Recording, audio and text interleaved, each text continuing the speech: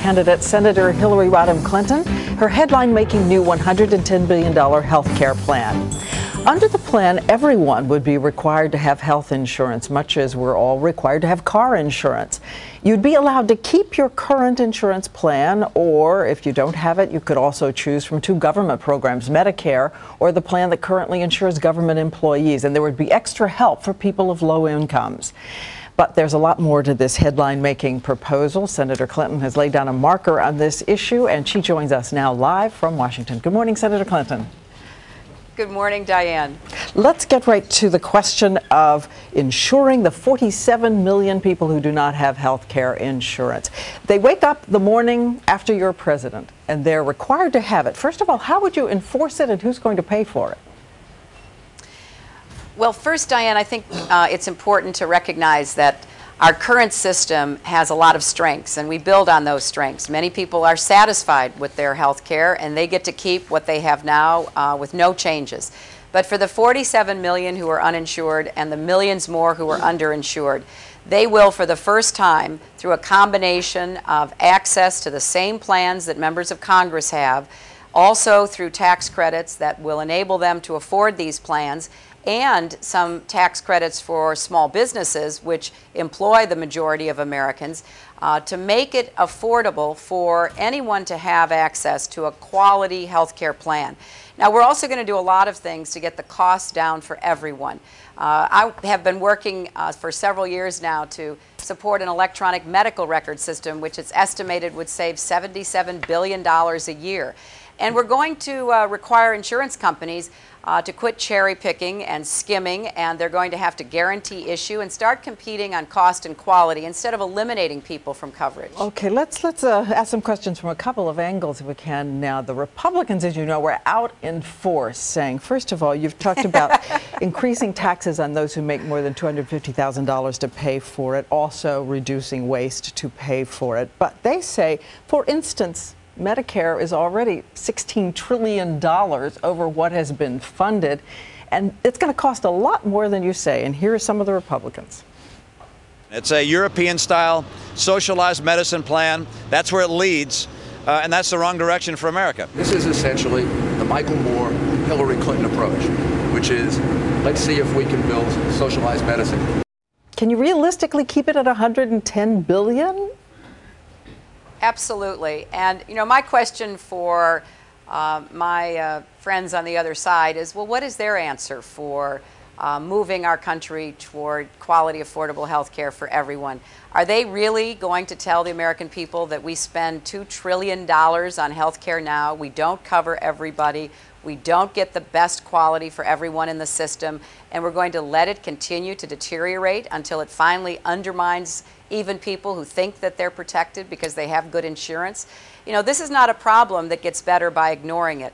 And I think that the plan I've put forward, the American Health Choices Plan, really does provide the right balance between individual responsibility, employer responsibility, drug and insurance company responsibility, as well as government responsibility. And if you look at the amount of money that we can save and redirect in the system, and everyone knows it's there, I think my plan is very fiscally responsible. But you talk about those who already have health insurance, and as we know, a lot of them are just staggering under the cost of those premiums, which keep going up. Senator Edwards and others have talked about the fact that you're not going to be capping premiums, and he is particularly tough, saying that you can't be talking to the lobbyists and having them as involved in the process as you do without paying a price for the people who are just paying more and more and more. And here's what Senator Edwards said. I don't believe you can sit down with lobbyists, take their money, and cut a deal. The lesson that Senator Clinton seems to have learned from her experience with health care is if you can't beat them, join them. I've learned a very different lesson from decades of fighting these powerful interests, which is you can never join them. You just have to beat them. What about putting a lid on the premiums they're allowed to charge? Well, I don't think he has had a chance to review my plan. In fact, it does do that. We have a limit on premium indexed to a person's income as a percentage of income. So, in fact, we do put a limit.